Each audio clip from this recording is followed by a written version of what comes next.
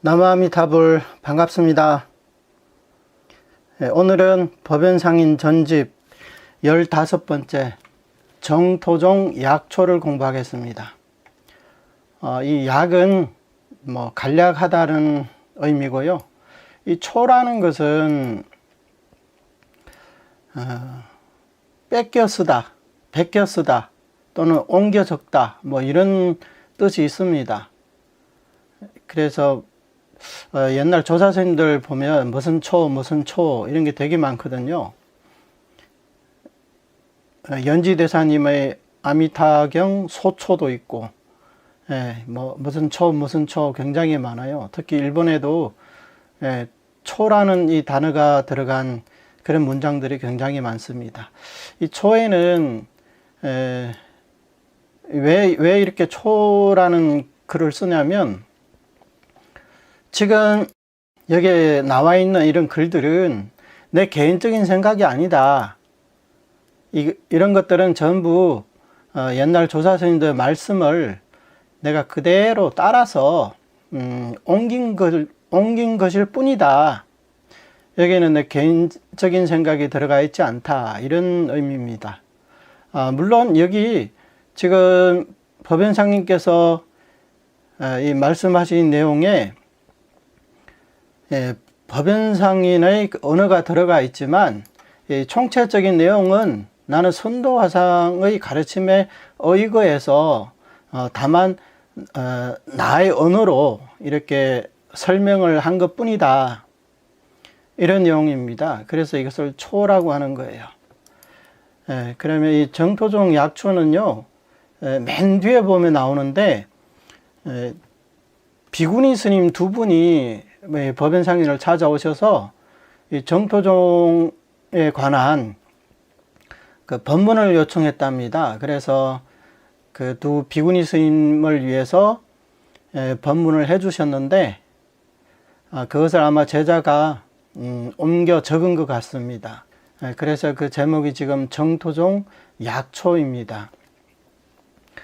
이 글에서는 간략하게 정토종의 교판, 그리고 근기의 섭수, 그 다음에 행법, 이익, 어떤 이익이 있느냐, 이런 것들을 설명하고 있습니다.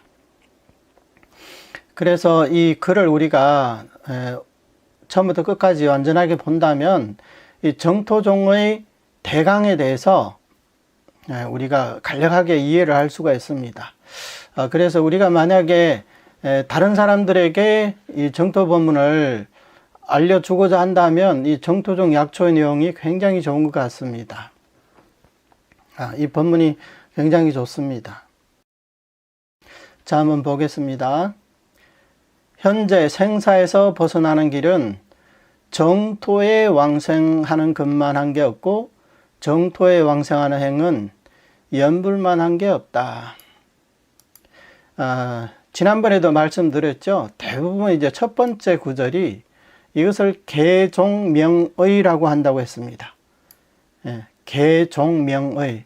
이것은 글의 첫머리에 요지를 밝혀두는 것을 뜻합니다. 이것을 계종명의라고 합니다.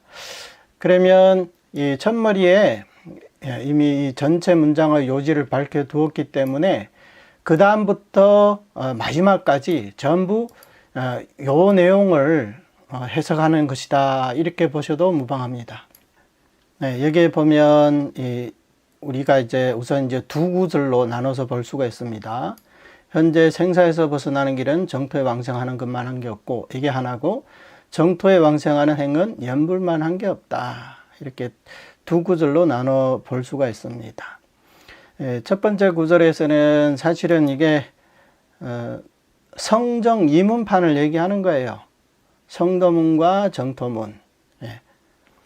그 다음에 이 두 번째 구절에서는 여기는 정잡이행판이 있고 또 정조이업판도 있습니다.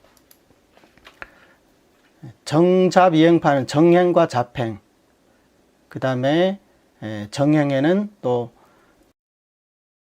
조업과 정정업, 이렇게 나눌 수가 있습니다.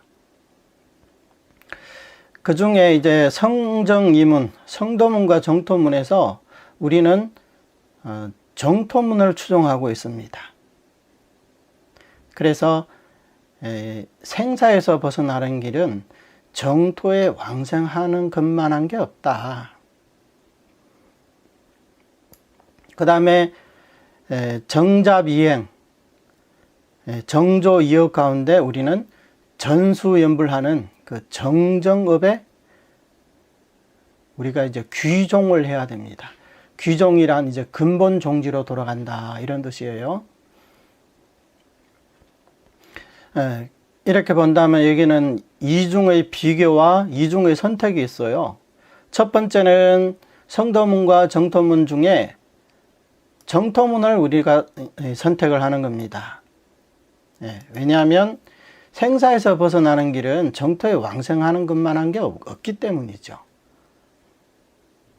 그 다음에 두 번째 선택은 연불을 선택한 거예요. 연불이 정정업이라고 했잖아요. 사실은 더 자세하게 말하면 뭐 정토에 왕생하는 행은 정행만 한 게 없다. 또 정행 중에는 연불만 한 게 없다. 뭐 이렇게 말할 수도 있겠죠. 근데 조사스님께서는 아주 간단 명료하게 바로 연불만 한 게 없다. 바로 이 정정업으로 들어갔습니다. 이렇게 본다면 이 앞구절은 우리의 목표라고 할 수가 있습니다. 우리의 목표는 뭡니까? 생사에서 벗어나는 거예요. 그래서 정토에 왕생하려 하는 거잖아요. 그래서 이게 우리의 목표. 정토 왕생이 우리의 목표가 되는 거예요. 두 번째는 방법입니다. 그 방법이 뭐냐? 연불만 한 게 없다.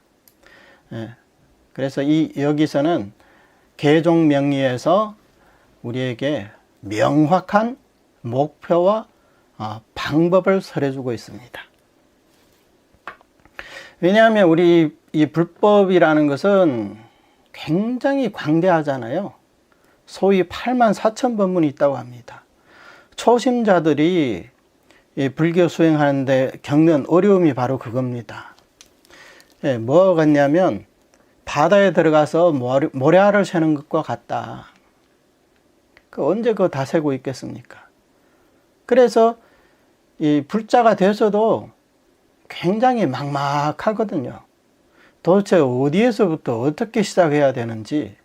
그래서 어떤 분은 먼저 지장경부터 시작해야 된다. 또 어떤 분은 약사경부터 시작해야 된다. 어떤 분은 아이고 그러지 말고 바로 법화경, 사경부터 하자. 또는 뭐 참회를 해야 된다. 그래서 뭐 먼저 절을 해서 참회를 하고 나서 뭐 다른 수행을 해야 된다. 또 어떤 사람은 그게 아니고 근본 불교부터 해야 된다. 그래서 저 남방불교 그 수행을 또 이제 하게 되거든요. 그래서 각자 인연이 다르기 때문에 이것은 선도대사님께서 말씀하셨듯이 인연에 따른 잡단선이 되고 마는 거죠. 우리 정토 종호 입장에서는 그렇다는 거예요. 물론 그분들은 그것을 이제 잡선이라고 생각하지 않겠죠. 그분들에게는 그게 정행이 될 수도 있습니다. 그러나 우리 정토의 입장에서는 그런 것들은 다 잡선에 속한다. 왜? 그런 것을 통해 가지고 현생에 이 증득하기가 너무나 어렵기 때문이에요. 그리고 그런 법들은 다 유의와 유루의 법이기 때문에 진실한 수행이라고 하기가 어렵습니다. 물론 이것은 법의 문제가 아니라 근기의 문제예요. 법화경을 한번 보세요. 법화경은 천태종에서는 법화경을 순원독묘라고 합니다. 순이라는 건 순수하다. 그래서 법화경은 오로지 원교의 가르침밖에 없다. 그리고 독이라는 것은 홀로 단독으로 미묘하다 이런 얘기입니다. 그래서 묘법 연화경이라고도 하잖아요. 그러면 이 순원 동묘한 이 법화경은 무엇을 말하고 있어요? 일불성을 말하고 있잖아요. 그런데 현재 법화경 수행하는 사람들을 한번 보세요. 제 말은 이제 법화경 자체가 법에 문제가 있다는 얘기가 아닙니다. 근기에 대해서 말하고 있는 거예요. 이 일불성의 가르침을 공부하면서 정말로 내가 법화경을 통해서 성불을 하겠다, 이렇게 마음 먹고 수행하는 사람들은 몇 명이나 됩니까? 대부분 법화경 독송을 통해 가지고 현세의 이익을 추구하고 있어요. 심지어 어떤 분들 글을 보니까 요즘에 뭐 그런 단체도 있다 그러더라고요. 법화경 독송하면 착귀신이 물러간다. 착귀신이 붙지 못한다. 그래서 무슨 시기병도 치유하고 무슨 이익이 있고 무슨 이익이 있고 얘기하는데 전부 다 세속적인 이익만 얘기하고 있어요. 그러니 법만 아무리 원교이고 아무리 돈교이면 뭐합니까? 근기가 따라주지 않으니까 이게 일불성이 인천성밖에 안 되잖아요. 현세 이익만 추구하니까.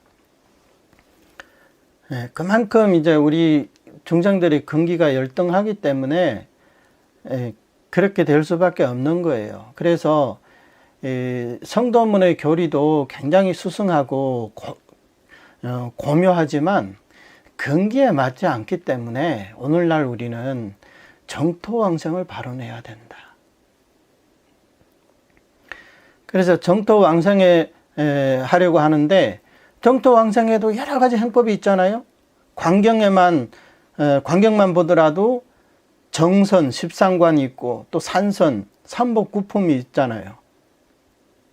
그 다음에 또 연불도 있고. 그래서 그 중에서 우리가 선택한 것은 연불이다. 수많은 행법이 있지만 우리는 연불이다. 이렇게 간단 명료하게 우리 정토종의 요지를 요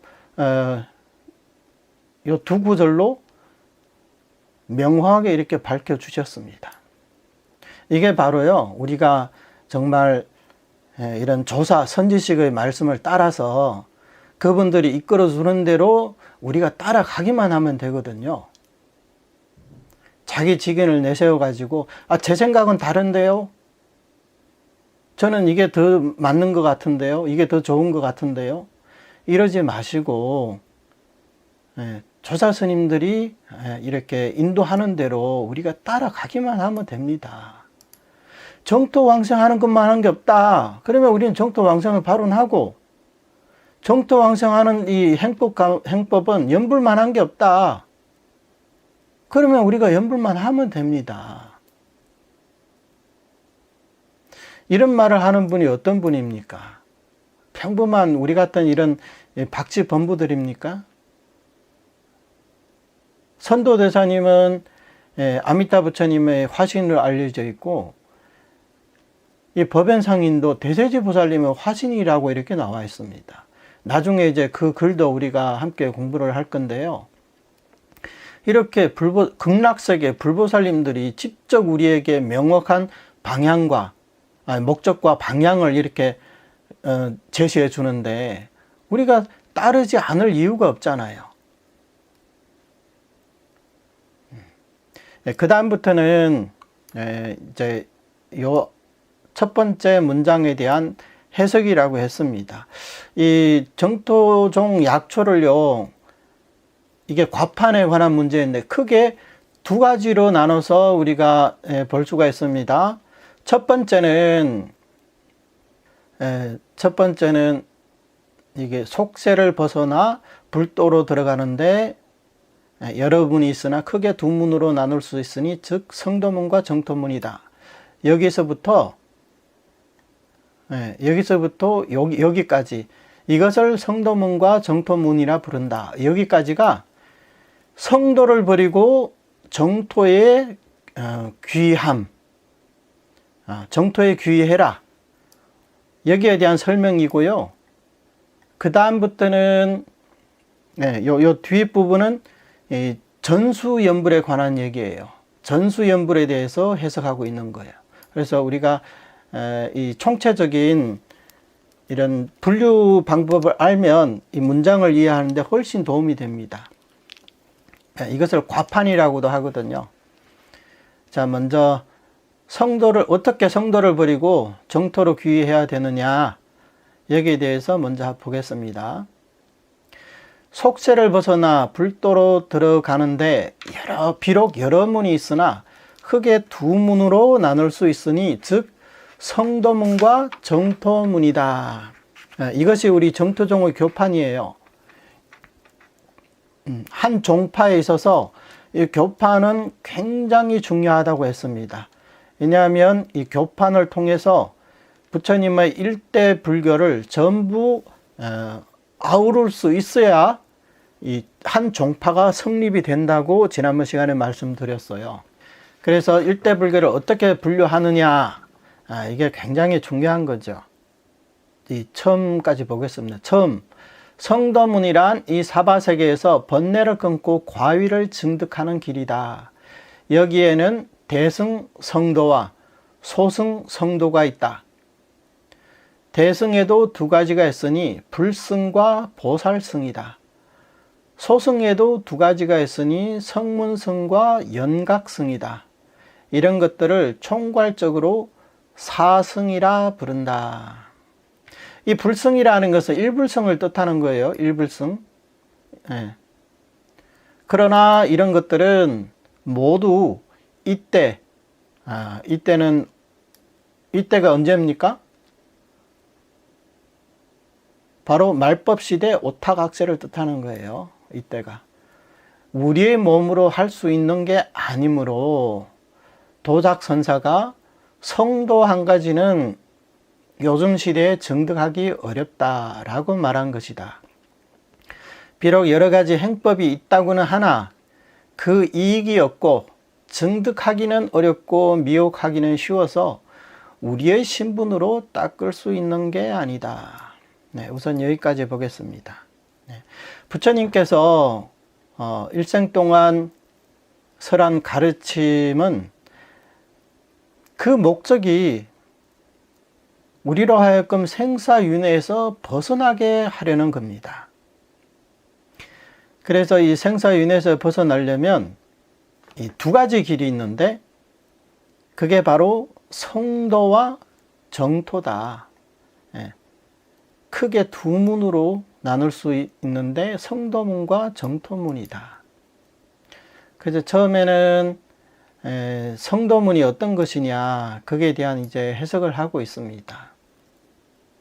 우리 정토문의 이 교판을 보면 다른 종파의 교판처럼 그렇게 복잡하지가 않아요.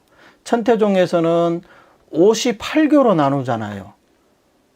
58교. 이것만 공부하는데 한참 걸립니다. 이걸 이해하려면. 그 다음에 화엄종에서도 그게도 이제 50교로 5교 10종으로 나누거든요. 그러니까 대단히 이제 복잡하죠. 그 다음에 또 유식에서는 이제 3시교로 나누고 삼론종에서는 2장으로 나눕니다. 그냥 이게 보살장이냐 아니면 성문장이냐 이렇게 해서 좀 어떻게 보면 좀 두루뭉술하다 이렇게 볼 수가 있죠. 왜냐하면 보살장에도 여러 가지가 있잖아요. 그러니까 이제 교판을 통해 가지고 그 종파의 교리가 얼마나 튼실하냐 이것을 우리가 알 수가 있습니다. 근데 우리 정토문에서는 딱 두 가지로 나눠요. 성도문과 정토문이다. 그러니까 정토문을 제외하고는 전부 다 성도문이라는 뜻이에요. 그래서 이 성도문은 사바세계에서 번뇌를 끊고 과유를 증득하는 길이다. 여기에 대해서 팔만대장경, 그 속에서 거의 이 개정의 사막을 닦는 방법에 대해서 이렇게 설하고 있거든요. 이 성도문은 어떤 것이냐면 우리가 이 사바세계에서 이 예토에서 이 번뇌로 오염된 이곳에서 번뇌를 끊고 이 깨달음을 증득할 수 있어야 된다는 거예요. 그래서 번뇌를 끊고 과일을 증득하는 길이다. 이게 성도문이라는 거예요. 그것도 이 사바세계에서. 이게 성도문에 대한 정의입니다. 이것을 잘 알아야 돼요. 지난번에 말씀드렸지만 어떤 분은 이것을 이해를 못합니다. 성도라는 것은 성스러운 그 불도를 말하는 건데 정토도 당연히 성도의 일부에 속해야 되는 거 아니냐. 그러니까 성도문에 대한 정의를 모르니까 그런 소리를 하는 거거든요. 그래서 분명하게 여기서 말씀하고 계십니다. 성도문은 저 타방 정토에서 불도를 증득하는 게 아니라 이 사바세계에서 번뇌를 끊고 과일을 증득하는 거예요. 그래서 이 어떤 이름을 딱 들으면 그 이름이 무엇을 의미하느냐 그것을 우리가 정확히 파악하고 그 다음에 얘기를 해야 됩니다. 그냥 이름만 듣고 성도문? 그렇지. 부처님 가르치면 다 성도문이야. 그냥 이름만 듣고 판단해서는 안 된다. 그런데 이 땅에서 번뇌를 끊고 과일을 증득한다는 것은 너무나 어렵습니다. 우리를 박쥐범부라고 했잖아요. 박쥐범부의 특징이 뭐예요? 우리는 번뇌를 구족한 범부라는 거예요. 다시 말해서 우리가 오늘 받은 이 업보신 자체가 어떻게 왔느냐? 번뇌를 통해서 온 거예요. 번뇌가 없으면 우리의 이 몸도 지금 이 자리에 존재하지가 않습니다. 그러니 내 자신이 번뇌 덩어리인데 이 번뇌를 내 자력으로 끊는다는 게 얼마나 어렵겠습니까? 그리고 이 성도문에는 대승성도와 소승성도가 있다.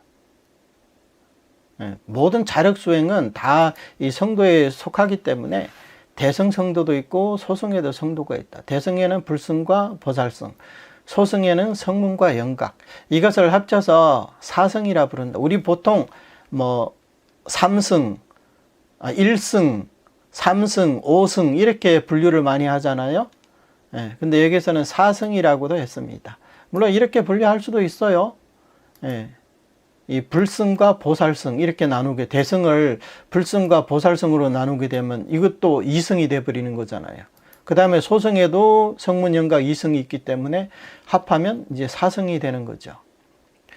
그런데 이런 것들은 말법 시대 오늘날에 와서 우리가 이것을 닦아서 성취하기는 거의 불가능하다.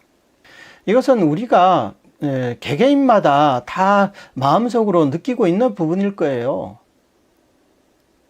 내가 뭐 비록 참선을 직접 하지는 않았지만 그래도 참선이 어렵다는 것은 다 알고 있잖아요. 예전에 어떤 그 선을 닦는 스님을 만나가지고 얘기를 하는데 뭐 자기는 뭐 깨달았다고 막 그렇게 뭐 얘기를 하면서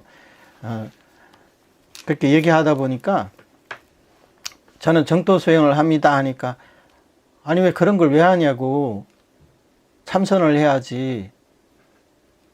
그래서 저는 제 건기가 안 돼서 저는 연불 수행을 합니다 하니까 해보지도 않고 안 되는지 어떻게 하냐. 에? 일단 해보고 나서 그때 얘기하는 게 좋지 않겠느냐. 그러니까 그 한번 해본다는 게 하루 이틀 해보는 건지 한 달, 두 달을 해보라는 건지 1년, 2년인지 10년, 20년인지 아니면 평생을 해보고 나서 이제 마지막 딱 죽기 전에 이 참선은 내한테 안 맞았구나. 그때 가서 어떻게 하란 말이에요. 우리 옛말에 그런 말이 있잖아요. 똥인지 된장인지 꼭 먹어봐야 아느냐. 이런 말이 있잖아요. 불교계에 돌아가는 이런 현상들만 보더라도 성도 수행이 얼마나 어려운지 우리는 알 수가 있습니다. 옛날에는 특히 정법 시대에는 이 보살과 아라한들이 굉장히 많았잖아요. 근데 요즘은 보살, 아라한 이름만 들어봤을 뿐 직접 본 사람이 있어요? 그만큼 어렵기 때문에 그런 거예요. 지금 같은 이 오타각세 말법 시대에 자력으로 이 성도 수행을 통해 가지고 성취한다는 것은 이것은 너무나 어렵습니다. 그리고 성도 수행을 하려면 반드시 지혜가 있어야 돼요. 개정의 사막을 할 때 개가 선행돼야 되고 또 선정도 있어야 되고, 그래서 반야 지혜를 개발해서 번뇌를 끊을 수가 있어야 됩니다. 근데 여기서 보세요. 도작 선사님은요, 우리 지금으로부터 한 1300, 1400년 전에 그런 분이십니다. 근데 그때부터 성도 한 가지는 요즘 시대에 증득하기 어렵다고 말씀하셨다는 거예요. 1300년, 1400년 전에 이미 이렇게 말씀하셨어요. 근데 지금 1300~1400년이 지난 지금은 더더욱 어렵겠죠. 그래서 요즘 시대에 증득하기 어렵다. 비록 지금도 뭐 금강경이나 열반경이나 법화경이나 화엄경이나 뭐 여러 가지 대승경전이 아직까지는 이 세간에서 유통되고 있지만, 또 여러 가지 행법들도 있잖아요. 뭐 남방불교, 북방불교, 티벳불교, 개성해, 뭐 사막육도, 교법들은 거의 그대로 남아 있습니다. 하지만 우리에게 있어서 우리가 여실하게 수행할 수 없기 때문에 그 이익이 없습니다. 이 이익이 없다는 것은, 그러면 내가 뭐 진언을 염송하고 대승경전을 독송하면 아무런 이익이 없느냐? 물론 이익은 있겠죠. 거기에 해당하는 이익은 있겠죠. 근데 여기서 말하는 이익은 진실한 이익이 없다는 거예요. 왜? 진실한 이익을 얻으려면 반드시 여실한 수행을 해야 됩니다. 여실한 수행이란 뭐라고 했습니까? 실상과 상응하는 그런 수행이 여실한 수행이라고 했어요. 법성에 어긋나서는 안 됩니다. 법성에 어긋난 수행은 유루의 수행이기 때문에 그것은 여실한 수행이 아니고 진실한 이익은 더더욱 아닙니다. 그래서 여러 가지 행법이 있다고는 하나 그 이익이 없다는 거예요. 그리고 이 성도문 수행을 하려면 그냥 수행만 할 수 있느냐? 교리 공부도 해야 되거든요. 일단 교리적인 이해가 뒷받침해줘야, 그래야 수행하는데 크게 문제가 생기지 않아요. 어떤 사람이 어느 목적지를 향해서 가는데 길도 모르고 무작정 출발해서 언제 도착할 수 있겠습니까? 지도를 보든지 아니면 그 길을 다녀온 사람을 따라서 가든지, 그래야 그 목적지에 도달할 수 있겠죠. 그런데 그런 교리 공부도 굉장히 어려워요. 그리고 수행을 한다는 것도 더더욱 어렵고요.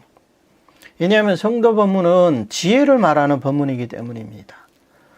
우리 법무들은 어때요? 우리 두 눈은 이 무명으로 가려져서 거의 이제 눈은 뜨고 있지만 장님과도 같아요.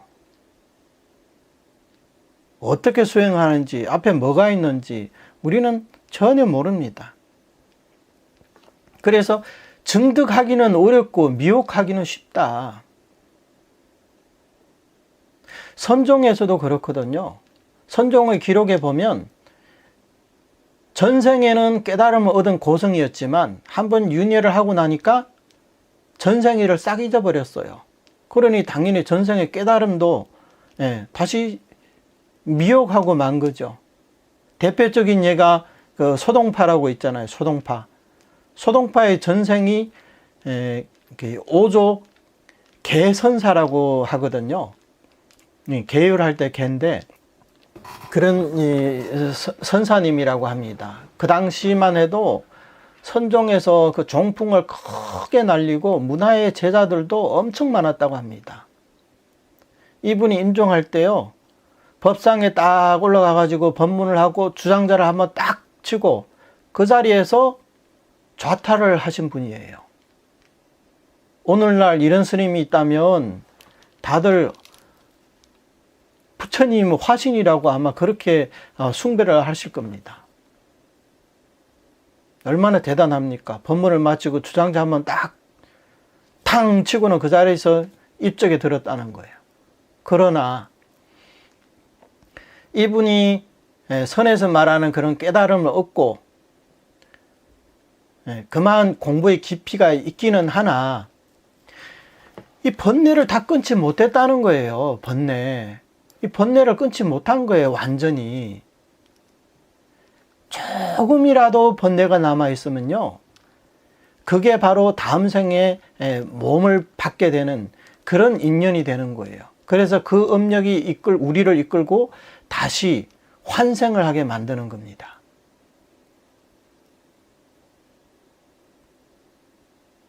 그런데 이런 조사 스님이라고 해도 격음의 미혹이 있기 때문에 한번 윤회하고 나니까 전생일을 다 잊어버린 거예요. 그러니 그 깨달음도 다 잊어버린 거죠. 그래서 소동파와 전생에 오조 개선사와 비교한다면 비교가 안 되죠. 소동파가 아무리 훌륭하다고 해도 그 전생과 비교해서는 비교가 안 되거든요.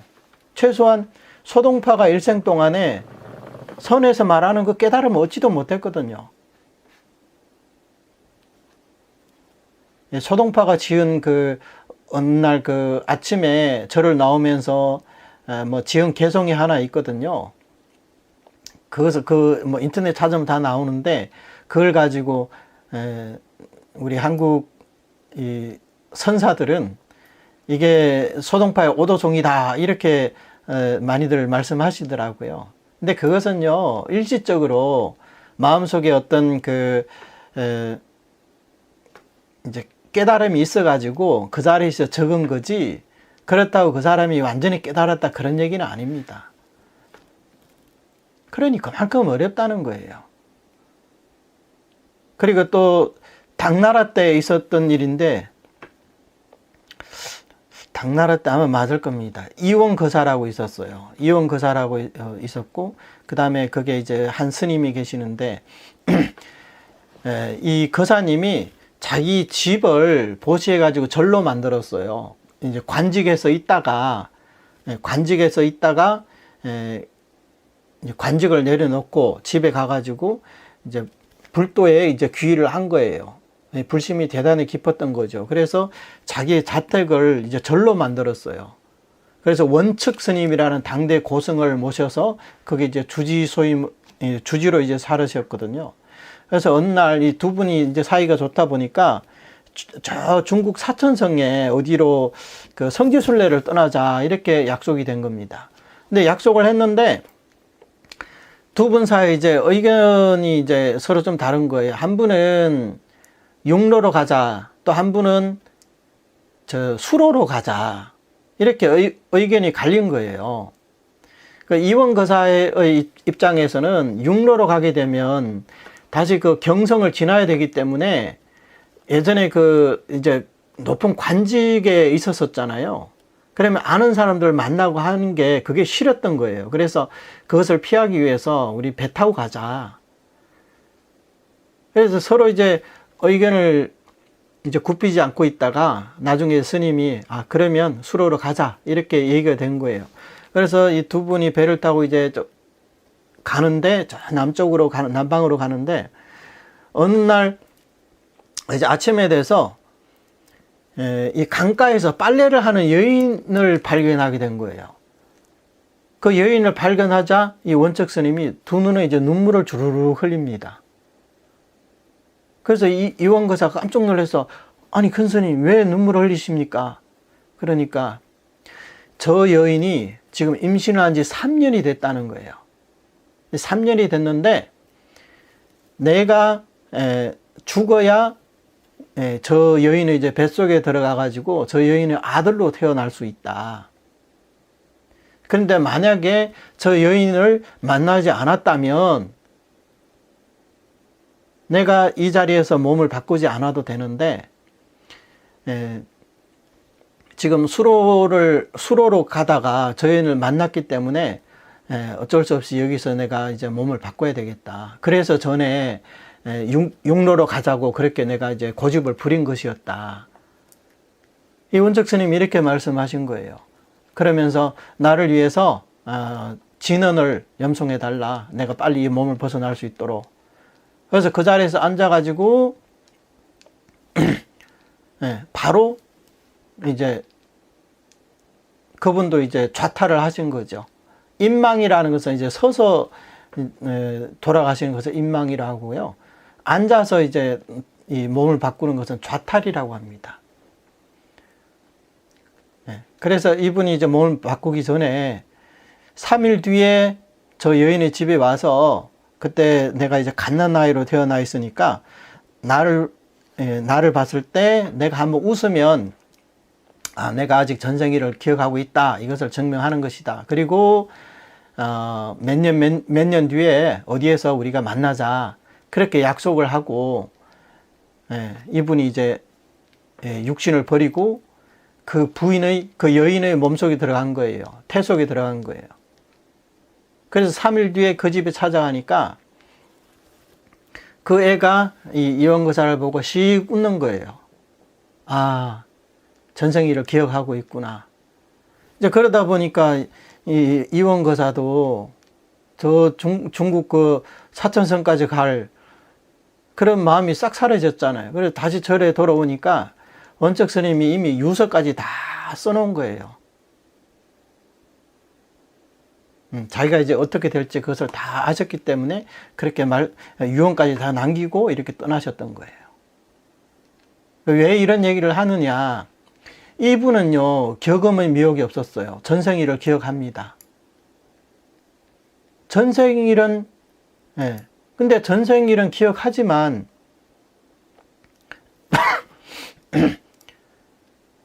윤회에서 벗어나지 못했잖아요.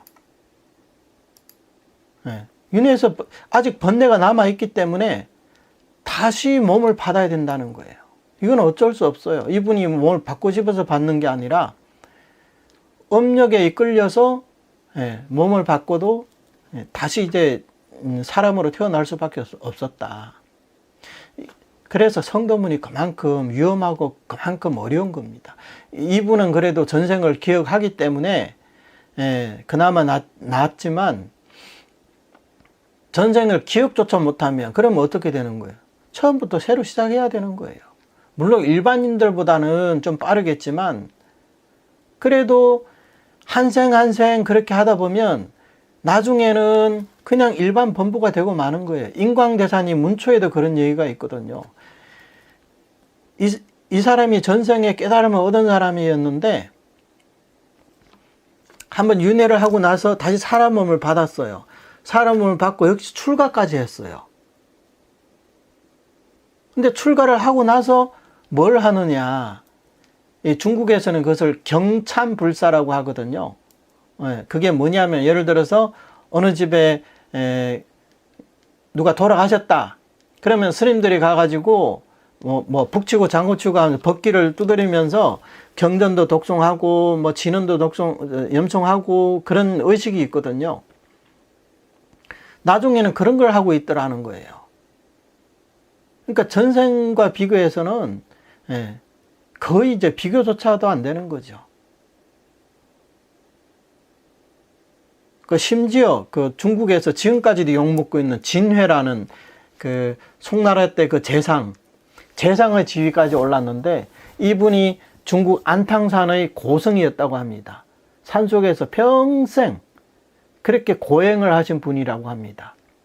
근데 한번 윤회를 하니까 출가도 안 하고 불교도 안 믿습니다. 그래서 나라를 팔아먹은 그런 이제 오명을 뒤집어 쓰고 지금까지도 손가락질을 당하고 욕을 먹고 있어요. 전생의 고성이었다는 거예요, 이분도. 그래서 이 성도문의 길은 굉장히 위험한 길입니다. 그러니 우리의 신분으로는 더더욱 이제 닦을 수가 없겠죠. 그래서 우리는 이 성도문을 잠시 내려놓고 다행스럽게 우리에게는 정토문이 있잖아요. 정토문도 없다면 우리는 영원히 생사윤회하는 수밖에 없습니다. 다음, 정토문이란 사바세계를 싫어하여 버리고 급히 극락세계에 왕생하는 것이다.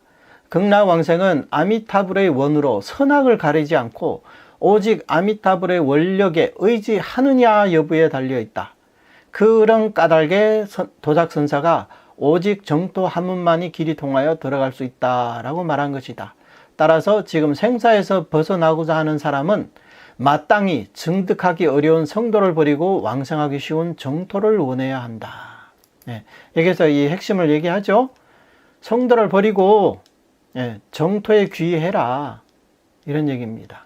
우리 정토문의 특징이 뭡니까? 더 이상 어떤 이유에서든 간에 더 이상 이 사바세계에서 머물기 싫다. 사바세계에서 더 이상 있기 싫다. 그래서 당연히 이제 싫어하고 버려야 되겠죠. 그러면서 아주 급박하게 우리는 정토 왕생을 바로 내야 됩니다. 급히 극락세계에 왕생하는 것이다. 사바세계 싫으니까 당연히 하루빨리 극락세계에 왕생하려는 게 우리의 마음이죠. 그다음에 극락왕생하는 데는 어떤 조건이 있느냐? 사실 극락왕생하는 데는 아무 조건이 없습니다. 이것은 아미타 부처님의 원력에 의지하는 거예요. 그래서 선인이든 악인이든 근기를 따로 간택하지 않아요. 성도문처럼 번뇌를 끊고 과유를 증득하려면 당연히 최상의 근기만이 가능하지만 우리 정토문에서는 선악을 가리지 않습니다. 오직 아미타불의 원력에 의지하느냐 여부에 달려 있습니다. 따라서 우리 정토문 교리를 공부를 할 때는요, 성도문의 교리를 가지고 이 정토문의 교리를 재단해서는 절대 안 됩니다. 이 둘은 체계가 다르거든요. 그래서 성도문의 교리로 정토문을 해석한다면, 그러면 정말 이제 본인도 이제 잘못되고 그 가르침을 받은 사람도 잘못되는 거예요. 절대 이 체계가 서로 다르기 때문에 똑같이 취급해서는 절대 안 됩니다. 만약에 이 정토문을 이 성도문과 똑같이 그런 규칙을 가지고 얘기한다면, 그러면 이 정토문이 존재할 이유가 뭐가 있겠습니까? 바로 우리가 스스로 번뇌를 끊고 과일을 증득할 그런 능력이 없기 때문에 아미타 부처님께서 자비롭게 우리 중생들을 이제 연민히 여기셔서, 즉 불쌍히 여기셔서 부처님은 원력으로 일체 선악 범부를 구제하시겠다고 그렇게 발언하신 거란 말이에요. 그래서 이제 정토 왕생은 우리가 아미타불의 원력에 의지하느냐 하지 않느냐 여기에 달려 있다. 이렇게 말하면 또 이의를 제기하는 사람들도 있겠죠. 왜 조건이 없다고 하느냐? 우리가 제18원을 얘기하는 18원에서 지심, 신락, 욕생, 욕생아국, 내지 심념, 우리 한글로 말하면 지극한 마음으로 믿고 기뻐하며 나의 나라에 태어나고자 내지 심념을 한다. 이게 조건이 아니냐? 그런데 왜 조건이 없다고 하느냐?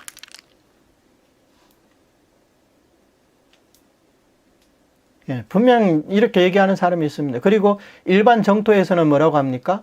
삼자량이 필요하다. 이게 조건이다. 삼자량이 뭡니까? 믿음, 발원, 그리고 연불수행. 이게 갖춰져야 왕생할 수 있다. 그래서 조건이라고 한다면 이 세 가지가 있다. 이렇게 얘기를 하거든요. 사실 18원에서 말하는 지극한 마음으로 믿고, 이것은 믿음이죠. 나의 나라에 태어나고자, 이것은 발언이죠. 내지 신념, 이것은 염불수행이죠. 그러니까 신원행이 여기 다 있지 않느냐. 그래서 이게 부처님께서 내세운 조건이 아니냐. 이렇게 따질 수가 있습니다. 그런데요, 사실 자세히 한번 생각을 해보세요. 그것을 우리가 조건이라고 할 수 있는지. 예전에도 여러 가지 비유를 들어서 설명을 드렸습니다. 예를 들어서 부모가 푸짐한 밥상을 차려놨어요. 그러면 자녀들이 그 자리에 앉아서 숟가락을 들고 먹기만 하면 됩니다. 그러면 이 밥을 먹는 게 이게 자력이에요, 타력이에요? 이 조건이 있는 거예요, 없는 거예요? 어떤 사람은 조건이 있다고 얘기합니다. 무슨 조건이 있냐? 내가 숟가락을 들고 밥을 퍼먹어야 되는 거 아니냐? 음식을 먹어야 되는 거 아니냐? 이게 조건이 아니냐? 그럼 그 사람들의 관점에서는 조건이 없다고 하면 음식이 뭐 저절로 입안에 들어와야 그래야 조건이 없다, 이렇게 생각하나 봅니다. 그러나 부모님의 은혜를 아는 사람은 전적으로 부모님 덕택이다 생각하지, 누가 이것을 여기에 내 자력이 있다고 생각합니까? 그리고 또 한 가지 비유를 들어보겠습니다. 예컨대 어떤 사람이 물에 빠졌어요. 그래서 마침 그 옆을 지나가던 사람이 손을 내밀면서 내가 아무 조건 없이 자네를 구해주겠다. 그러면 이때 그 사람은 어떻게 해야 됩니까? 그 손을 잡으면 되잖아요. 그런데 물에 빠져서 지금 곧 죽게 생긴 사람이 아무 조건 없이 저를 구해주겠다고 했으니까 내가 손을 잡지 않아도 저를 구해주셔야 됩니다. 그래야 조건이 없는 게 아닙니까? 이렇게 따진다면 그러면 그게 어리석은 게 아닙니까? 아무 조건이 없으니까 손만 잡으면 내가 구해준다, 이 말이 아닙니까? 우리가 왕생할 수 있는 이 공덕 자량은 우리가 스스로 닦아낸 겁니까? 전부 아미타 부처님께서 명호를 통해서 우리에게 회양을 해주신 거잖아요. 그래서 우리는 부처님께서 주시는 이 명호를 받아 쓰기만 하면 되는 거예요. 따라서 믿음이든 발언이든 행이든 다 그 속에 들어있는 거예요. 그럼 믿음과 발언은 뭐냐? 믿음과 발언이란 바로 나무 두 글자입니다. 나무. 우리 정토종 종지에서는 아미타불의 구제를 믿고 받아들이고 아미타불의 정토에 왕생하기를 발언하며, 이게 믿음과 발언이잖아요. 믿음과 발언은 나무 속에 다 들어가 있어요. 우리가 일심으로 아미타 부처님의 구제에 귀명할 때 이미 믿음과 발언은 그 속에 다 들어가 있다는 겁니다. 우리가 왜 다른 불보살님에게 귀명하지 않고 왜 우리는 아미타 부처님께만 귀명합니까? 아미타 부처님만이 나를 구제해 주시겠다는 그런 발언이 있잖아요. 그래서 우리는 나무 할 때 이미 그 속에 믿음과 발언이 다 들어가 있어요. 그러면 행이 하나 남았죠? 아미타불이 바로 그 행이다. 내 스스로 자력으로 닦은 그 행이 아니라 아미타불 그 자체가 바로 행이라는 거예요. 그래서 광경에서 아미타 부처님이 허공에 몸을 놔두셨을 때 아미타 부처님 그 자체가 바로 중생들의 괴로움을 없애주는 그 법이다. 중생을 구제하는 법이 바로 아미타 부처님 그 자체라는 겁니다. 이렇게 본다면 신원행 이 삼자량이라는 것은 이미 우리가 이 정토 법문을 만나기 훨씬 이전에 부처님께서 우리를 위해서 다 마련해 두신 거예요. 마치 다 차려놓은 밥상을 우리가 그냥 맛있게 먹기만 하면 된다는 겁니다. 근데 이 속에 무슨 자력이 있습니까? 근데 이것을 어떻게 조건이라고 말할 수가 있습니까? 다 차려놓은 밥상에 앉아서 밥을 먹으면서 이것을 조건을 따질 수가 있습니까? 부처님은 중생에게 중생을 구제하는데 아무 조건이 없습니다. 단지 너희들이 나의 나라에 왕성하기를 바라고 나의 명호만 부르면 된다. 그러면 내가 너희들을 하나도 빠짐없이 구제해 주시겠다.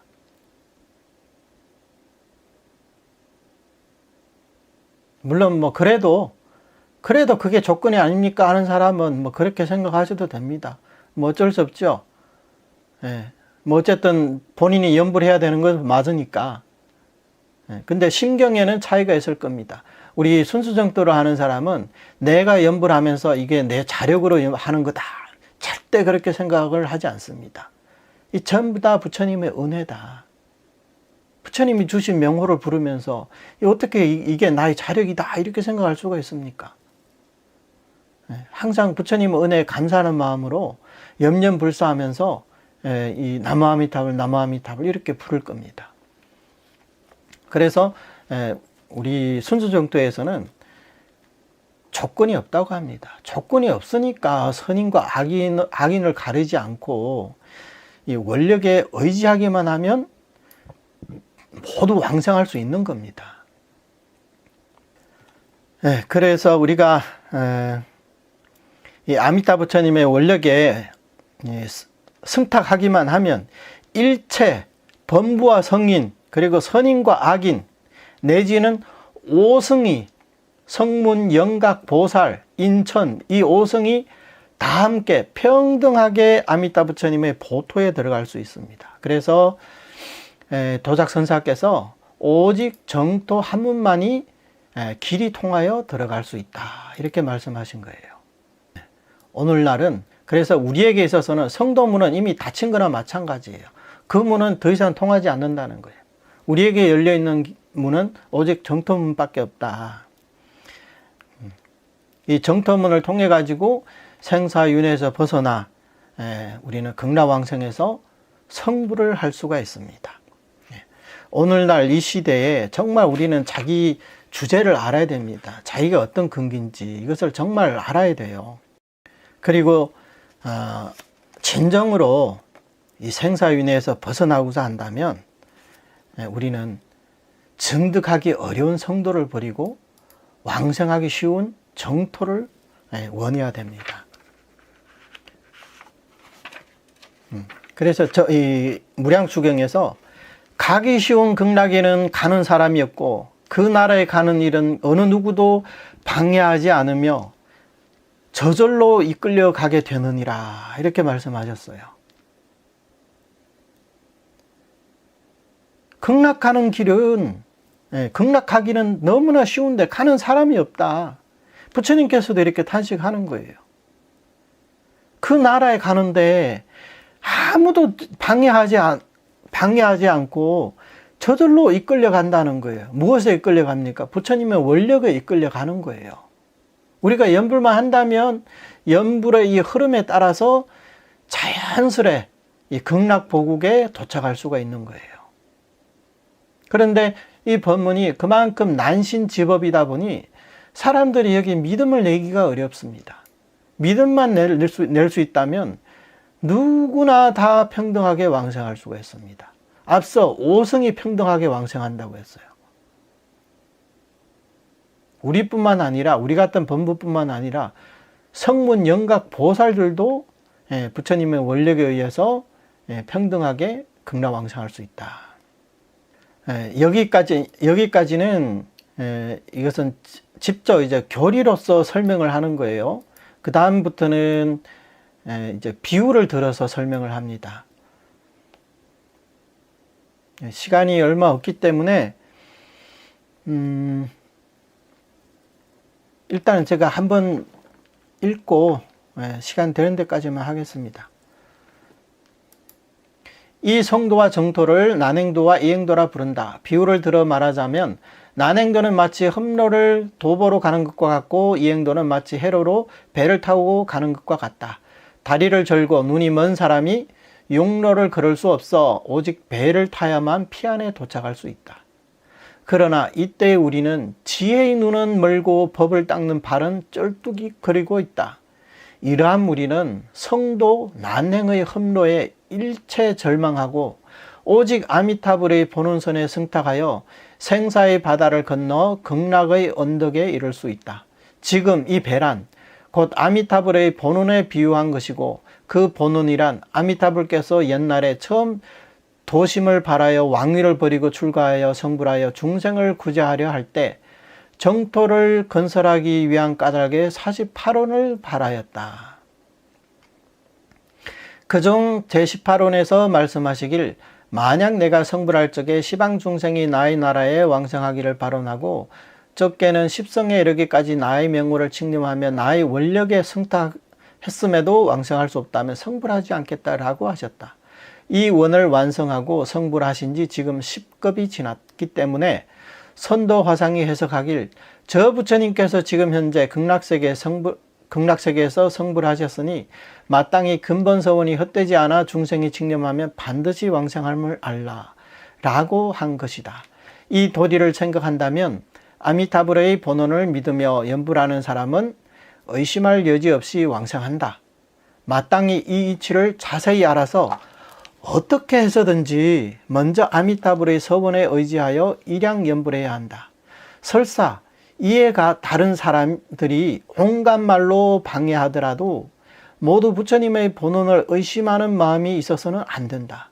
이렇게 이해한다면 앞서 말한 성도문은 나의 분수에 맞지 않아 버리고 정토문에 들어가 일심으로 우러러 아미타불의 본원에 의지하여 한결같이 아미타불의 명호를 칭념하면 정토문의 행자라 부른다. 이게 좀 길었습니다. 오늘은 시간이 다 됐기 때문에 여기에 대한 설명은 다음 시간으로 미루겠습니다. 이 글이 좀 방금 읽은 글이 좀 길기 때문에 시간을 절약하기 위해서 다음에는 이것을 읽지 않고 바로 해석으로 들어가겠습니다. 마지막으로 여러분들은 어떻게 느끼시는지 모르겠지만요, 저는 이 법연상인 법어를 굉장히 좋아합니다. 이게 우리 지금 이 시대 중생들에게 정말로 알맞는 그런 가르침이라고 할 수가 있어요. 물론 선도대사님의 가르침이 없으면 이런 해석도 나올 수가 없겠지만, 선도대사님의 오부국어는 뭐와 같냐면 교과서와 같아요. 교과서. 그런데 이 교과서는 혼자서 읽으면 무슨 말을 하고 있는지, 그 요점이 어디에 있는지 그것을 파악하기가 굉장히 어렵습니다. 그래서 똑같은 광경 사첩수 하나를 두고 수많은 해석이 나오는 거예요. 각자 이해한 바가 다르기 때문에 그런 거죠. 그런데 이 법연상인의 가르침을 공부하다 보면 어떤 느낌이 드냐면, 우리가 과외 수업을 받고 있는구나. 선도대사님의 그 말씀에 대해서 이렇게 자상하게 상세하게 우리에게 해석을 해주잖아요. 그래서 우리는 이렇게 이 법연상인의 해석을 따라서 이렇게 공부하다 보면 선도대사님의 정토사상을 이해하는데 엄청난 도움이 되고요. 그리고 절대 잘못된 길을 걷지 않을 수가 있습니다. 이게 바로 법연상인께서 우리 중생들에게 지금 과외 수업을 해주시는 거다. 따라서 이 법연상인의 은혜에 정말로 우리는 감사해야 됩니다. 자, 시간이 다 됐기 때문에 오늘은 여기서 마치겠습니다. 감사합니다. 나무아미타불. 나무아미타불. 감사합니다, 스님.